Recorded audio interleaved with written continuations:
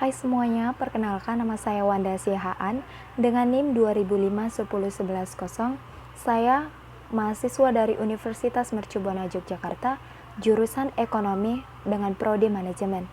Di video kali ini, saya akan membahas mengenai tugas manajemen koperasi saya yang berjudul Unit Koperasi Karyawan. Kita langsung saja ke materinya. Yang pertama kita akan membahas mengenai profil koperasi. Unit Koperasi Karyawan berada di Desa Semeranti Afdeling 2, Kecamatan Torgamba, Kabupaten Labuhan Batu Selatan, Provinsi Sumatera Utara. Adapun latar belakang berdirinya koperasi Unit Koperasi Karyawan ini, yang pertama, anjuran dari para karyawan, yang kedua, membantu masyarakat dalam permodalan, yang ketiga, potongan bunga yang sedikit. Unit Koperasi Karyawan ini memiliki usaha simpan pinjam dan toko sembako. Unit Koperasi Karyawan ini juga mempunyai sistem organisasi, yaitu sistem organisasi kelembagaan. Anggota yang bekerja di koperasi ini yaitu 4 orang, seperti 3 pengurus dan 1 pegawai di kantor pusat. Yang kedua, permasalahan dan kebutuhan koperasi. Permasalahan yang dihadapi oleh unit koperasi karyawan ini seperti sumber daya manusia yang kurang, keterbatasan dana yang dimiliki koperasi lebih sedikit daripada karyawan yang meminjamnya. Karyawan yang meminjam ke koperasi memiliki pendapatan yang minus atau minimum. Kebutuhan yang diperlukan oleh unit koperasi karyawan ini seperti permodalan, adanya penyuluhan mengenai perkoperasian, serta memperbaiki manajemen perkoperasian. Yang ketiga adalah analisis penerapan 7 prinsip koperasi. Kita tahu ada 7 penerapan prinsip koperasi. Langsung saja, yang pertama adalah keanggotaan bersifat sukarela dan terbuka. Maksudnya di sini, setiap anggota yang memiliki modal akan memberikan sebagian modalnya secara sukarela dan digabungkan sebagai usaha bersama ke dalam koperasi. Lalu, arti dari terbuka di sini adalah setiap anggota dapat menjadi bagian dari koperasi, bukan hanya anak karyawan, tetapi anak buruh harian lepas atau BHL juga dapat bekerja pada koperasi ini. Yang kedua, pengelolaan dilakukan secara demokratis. Maksud dari pengelolaan yang dilakukan secara demokratis adalah setiap anggota dapat mengeluarkan pendapatnya masing-masing atau ide yang dimiliki setiap anggota. Kemudian, seluruh anggota dapat memutuskan secara demokratis pendapat atau ide siapa yang layak digunakan dalam kepentingan koperasi untuk memajukan dan mengembangkan koperasi. Yang ketiga, pembagian sisa hasil usaha dilakukan secara adil sesuai dengan besarnya jasa usaha masing-masing anggota. Sisa hasil usaha ini tidak diterapkan dalam unit koperasi karyawan, tetapi sisa hasil usaha ini digunakan untuk kepentingan kebutuhan karyawan, yaitu toko sembako. Yang keempat adalah pemberian balas jasa yang terbatas terhadap modal. Pada unit koperasi karyawan ini tidak menerapkan prinsip yang memberikan balas jasa yang terbatas terhadap modal. Yang kelima, kemandirian. Unit koperasi karyawan ini memang sudah menjalankan prinsip ini. Namun, di samping itu, masih banyak anggota yang belum mengerti dan mengetahui apa sih koperasi itu dan tujuan koperasi itu, serta manfaat dari koperasi tersebut itu apa. Lalu yang keenam adalah pendidikan perkoperasian. Unit koperasi karyawan ini masih belum menerapkan yang namanya pendidikan perkoperasian. Maka dari itu, masih banyak anggota koperasi yang bekerja tidak memahami sepenuhnya koperasi. Yang ketujuh adalah kerjasama antar koperasi. Unit koperasi karyawan ini tidak melakukan kerjasama antar koperasi luar atau koperasi lain, karena koperasi ini berdiri di tengah-tengah perusahaan dan hanya karyawan yang bekerja di perusahaan ini yang dapat meminjam uang dari koperasi tersebut. Kita masuk ke bagian rekomendasi inovasi bisnis, organisasi, dan sumber daya manusia koperasi. Yang pertama, inovasi bisnis. Inovasi bisnis adalah perubahan yang terjadi dalam suatu perusahaan guna menyesuaikan diri terhadap lingkungan ataupun permintaan pasar. Adapun ide-ide atau inovasi bisnis yang harus dilakukan oleh koperasi, yang pertama yaitu bertahan dalam jangka panjang, yang kedua memenuhi kebutuhan pelanggan, yang ketiga layanan lebih bagi individual dan terspesial khususnya di bidang pemasaran. Yang keempat, biaya administrasi dan biaya tambahan yang lebih rendah. Yang terakhir yaitu koperasi harus mengatasi persaingan yang merusak. Yang kedua adalah motivasi organisasi. Inovasi organisasi adalah sesuatu yang harus berupa apapun yang terjadi dalam sebuah organisasi, baik formal maupun informal. Inovasi ini terjadi karena adanya proses kemajuan organisasi tersebut. Adapun perbaikan yang harus dilakukan dalam organisasi yaitu pertama adalah menciptakan lingkungan organisasi, yang kedua teknologi yang memadai, yang ketiga administrasi, yaitu untuk membangun sistem manajemen baru. Yang ketiga, inovasi sumber daya manusia atau SDM.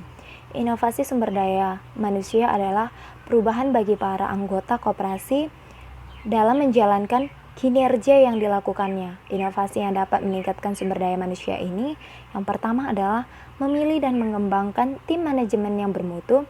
Yang kedua adalah menjaga komunikasi antar anggota. Yang ketiga adalah mengembangkan dan menerapkan metode sistematis pendidikan koperasi untuk para anggota, karyawan, direktur, dan manajemen. Yang keempat adalah memposisikan diri secara agresif untuk perubahan dalam kooperasi pasar dan kebutuhan pasar. Yang kelima adalah keyakinan bahwa aksi kelompok menawarkan banyak keuntungan bagi masyarakat serta pengakuan anggota kebutuhan. Yang keenam adalah pencatatan yang baik, manajemen keuangan yang baik, dan audit yang sering, serta kehadiran pemimpin yang berdedikasi. Yang ketujuh adalah keanggotaan yang tercerahkan dan bertanggung jawab, kepemimpinan yang dinamis dan berdedikasi, serta manajemen yang jujur dan efektif. Rekomendasi bisnis model kanvas koperasi. Bisnis model kanvas adalah salah satu alat untuk membantu kita melihat lebih akurat bagaimana rupa usaha yang sedang atau yang kita jalankan. Dengan tool ini, kita seakan melihat bisnis dari gambaran besar, namun tetap lengkap dan mendetail apa saja elemen-elemen kunci yang terkait dengan bisnis kita. Dalam memudahkan untuk memahami gambar spesifik dari unit koperasi karyawan, yaitu dengan melihat tabel bisnis model kanvas di bawah ini. Yang pertama adalah key partnership, yaitu pihak yang dapat memberikan supplier bahan sembako, yaitu saran penulis. Yang kedua, key activities. Yang pertama, pelayanan kepada para anggota koperasi, baik pemberi modal maupun yang bekerja dalam koperasi. Yang kedua, penyediaan bahan sembako seperti beras, gula, dan lain sebagainya. Yang ketiga, value proportion. Yang pertama, layanan pinjaman. Yang kedua, layanan simpanan. Yang ketiga, layanan dalam penyediaan bahan sembako. Yang keempat, customer relationship, yaitu pertemuan diadakan setiap bulan. Yang kelima, customer segment, yaitu anggota koperasi. Yang keenam, cost structure, yaitu variable cost. Yang ketujuh, revenue stream, itu keuntungan atau laba, yaitu berupa bunga pinjaman. Rekomendasi visi, rencana strategis, dan rencana bisnis koperasi. Rekomendasi visi. Rekomendasi visi adalah hal untuk mencapai tujuan masa depan, cita-cita yang diinginkan. Visi ini akan dicapai dengan menjalankan misi yang telah dibuat oleh suatu organisasi. Adapun visi yang ada di unit koperasi karyawan, yaitu menjadikan UMKM di perusahaan bermutu, menjadi mitra kerjasama dengan perusahaan yang baik, menjadikan UMKM terbaik. Adapun rekomendasi visi saya, yaitu menjadi koperasi yang unggul, bermutu, mandiri, dan meningkatkan kesejahteraan anggota dan masyarakat. Rencana strategis. Rencana strategis adalah proses yang dilakukan suatu organisasi untuk menentukan strategi atau arahan, serta mengambil keputusan untuk mengalokasikan sumber dayanya, termasuk modal dan sumber daya manusia. Untuk mencapai strategi ini, ada pun tahapan yang dilalui untuk mencapai, yaitu koperasi dengan menggunakan formulir analisis SWOT. Yang pertama, lingkungan internal unit koperasi karyawan. Lingkungan internal adalah lingkungan yang semua sumber daya manusia dan fisik mempengaruhi organisasi. Pihak yang berkepentingan internal, yaitu organisasi itu sendiri. Unsur dari lingkungan internal seperti karyawan, manajemen, modal, dan usaha. Yang pertama, kita akan membahas di bidang atau aspek keanggotaan. Kekuatannya yaitu anggota yang ikut serta dalam koperasi tersebut kebanyakan anak karyawan yang bekerja di perkebunan Semranti. Kelemahannya, anggota kurang paham dalam pengerjaan koperasi dan pengelolaan koperasi. Yang kedua adalah bidang organisasi dan kelembagaan. Kekuatannya yaitu di kelembagaan. Kelemahannya yaitu di kepemimpinan koperasi terus menjadi pengurus. Yang ketiga, pada bidang permodalan. Kekuatannya yaitu modal diterima dari hibah para karyawan yang memiliki uang lebih. Kelemahannya, kurangnya pemasukan modal ke dalam koperasi tersebut, serta banyaknya para anggota yang meminjam uang di koperasi. Ini dapat menyebabkan koperasi tidak dapat berjalan dengan lancar, lalu uang tersebut tidak dapat diputar. Yang keempat adalah pada bidang usaha. Kekuatannya yaitu adanya toko sembako. Kelemahan barang, ketika anggota membeli suatu barang yang ada di toko tersebut, ternyata anggota tersebut mendapatkan gaji yang rendah atau minimum. Maka, bonus maupun THR anggota tersebut dapat dipotong langsung oleh koperasi. Lingkungan eksternal koperasi yaitu lingkungan eksternal adalah sebuah elemen yang ada di luar organisasi yang relevan untuk operasi. Unsur-unsur di luar organisasi sulit dikendalikan, namun berpengaruh terhadap organisasi. Organisasi tidak dapat berdiri sendiri atau memenuhi kebutuhan sendiri. Lingkungan eksternal ini bisa berasal dari aspek politik, ekonomi, sosial, budaya. Yang pertama kita akan membahas mengenai aspek politik. Peluangnya yaitu adanya dukungan dari perusahaan, di mana perusahaan tersebut yang menganjurkan dibentuknya unit koperasi karyawan ini. Ancamannya yang pertama yaitu kurangnya penyuluhan dari pemerintah kepada perusahaan mengenai koperasi. Aspek kedua yaitu mengenai ekonomi. Peluangnya harga sembako di koperasi lebih murah, lebih rendah dibanding harga di luar koperasi atau toko. Ancamannya yaitu ketakutan berdirinya usaha sembako yang lebih murah di luar koperasi. Yang ketiga, aspek teknologi. Peluangnya yaitu teknologi yang berkembang pada saat ini dapat dimanfaatkan sebagai pengembangan usaha karyawan.